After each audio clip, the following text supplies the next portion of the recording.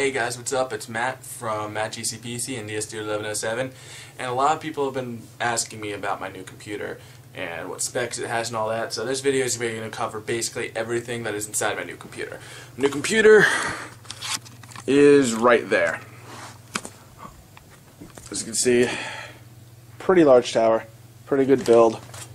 Inside you can see everything that's inside of it. Nice little window, which I like. It has a little flap in case you want to do an easy swap of a 3.5-inch drive. But I'm going to get to that later. Now, if you're curious about that casing, it's an Thermaltake Armor A60. Yeah. It has a bunch of fans inside of it. The front and top ones are blue LED fans. And then, of course, I told you about the 3.5-inch easy swap drive, port drive on it. Lots of ventilation on it. And a really cool thing is, that I can't really show you right now because I don't really want to move my computer that much, is the underside of it has a lint trap. So if your fans do start sucking up a lot of dust, you can just rip it out, clean it off, slide it back in without even opening up the case. So that's great.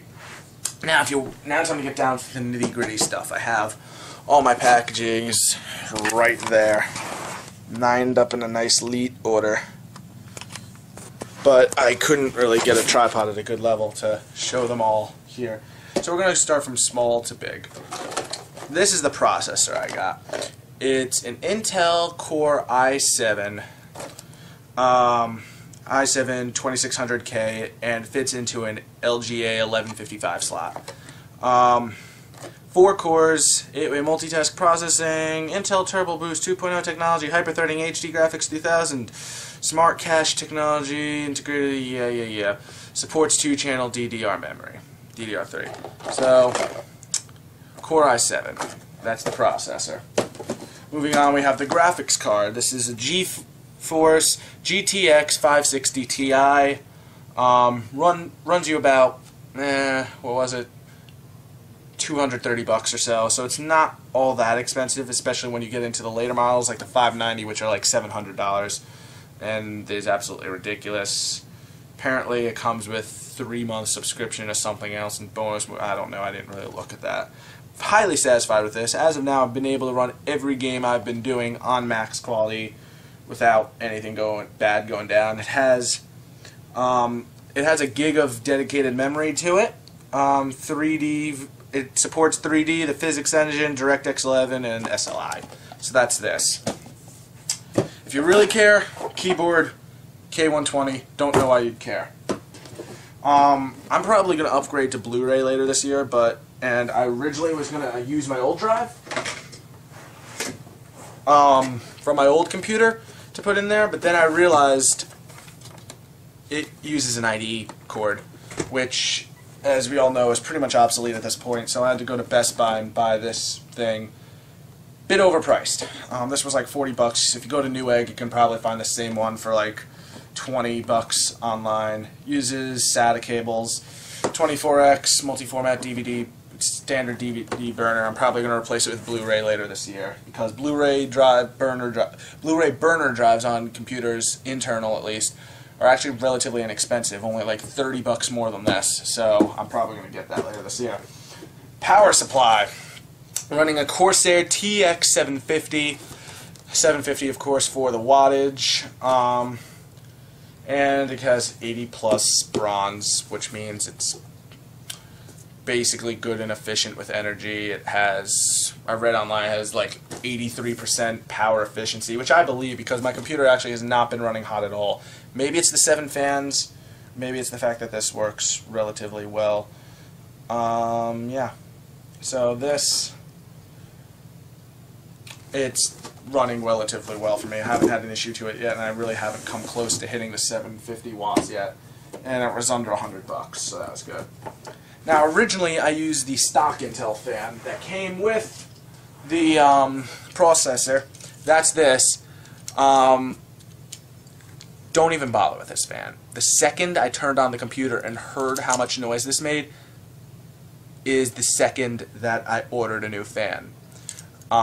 because this fan, I call it the Banshee because it actually woke my parents up down the hall. That's how much noise came with this fan made. So I highly recommend not using it. The install's easy. You can see it's a shitty little fan. But yeah, the fan I got to replace this today was this guy, much bigger. It's a CPU hypercooler. CPU cooler Hyper N520 by Cooler Master. Supports whatchamacallit. It supports Intel LGA 775, 1156, 1366, and of course the 1155.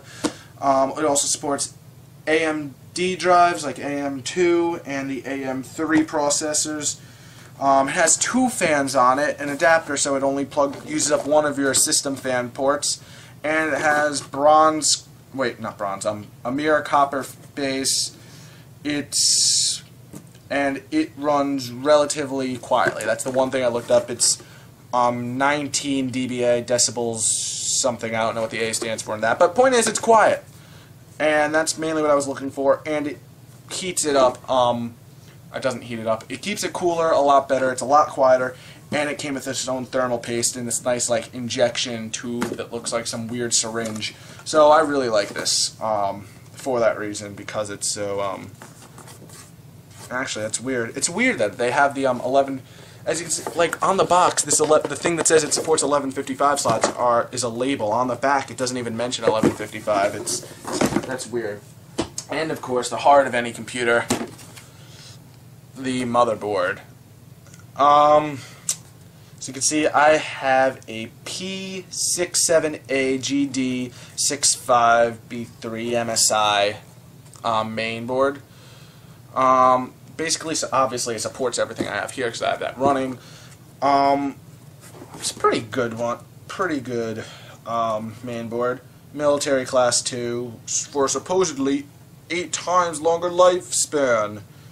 And according to this, it will last about 160,000 hours. 10-year warranty. For the office, it'll last 40 years. If you're gaming with it, it'll last 12. I really don't plan on keeping a computer for 12 years. And what's really cool about this is, it has, I don't know if this is standard for most processors, but it has buttons on the side. So if you need to do a test build, you don't have to like poke at a little pin to turn it on. There's actually a power reset button on it. And also next to those is an overclock button, so you don't need to basically push down the button while the computer's off, put it back together, and it'll overclock for you, which is a nice feature. I don't really plan on overclocking for quite some time, but whatever. 4 USB 3.0 ports, 4 SATA 6 gigabit ports, gigabit per second ports, 3-year warranty. Overall satisfied. Setup wasn't that bad for it, and yeah, came with lots of good stuff. And it also has this feature called the supercharger, which I don't really plan on using. Basically, if you have a cell phone or something, it allegedly charges it 3 times quicker. I really don't plan on using that feature because that just sounds dangerous, since it apparently works while the computer's off, and that doesn't sound too appealing to me. Anyway, that is basically my setup. I'm also running 8GB DDR3 RAM. Nothing really all too special about it. I think the RAM was originally like $80, but I got it for like 40 off. Basically, just go to Newegg, look up RAM. Like, honestly, RAM is one of the things that people are really way too quick to upgrade, because you really don't need as much RAM as people are selling nowadays. Anyway, that's my, I apparently have under a minute left of recording. So that's my system. I'm Matt from GCPC, and I'll catch you guys next time.